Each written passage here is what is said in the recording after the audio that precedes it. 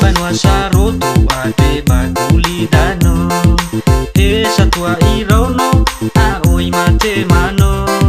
samo sataro mo banu mate juida mới hale thời kuna mo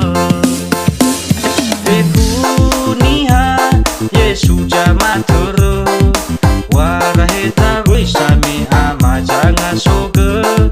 lawa wa misi mano Hasikoli ita tua de Gulidanö tengah sana dasa hono dede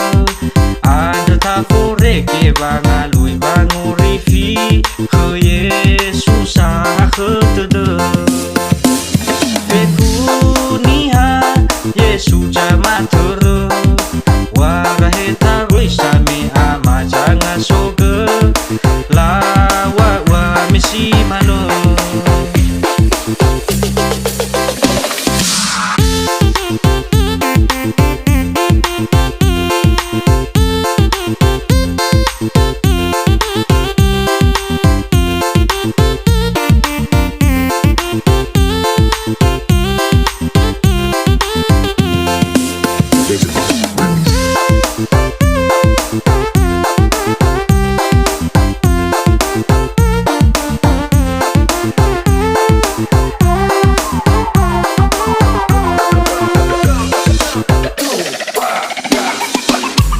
Banua Saro Tou ade ba Gulidanö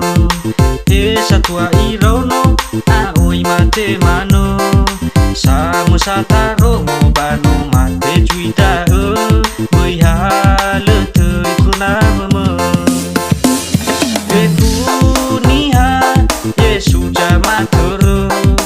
waraheta wisami ama jangan soge lawa wa misi mano Hasikoli ita tua de Gulidanö tengah sana dasa hono dede ada tafore ke bangalui bangurifi ke Yesus ke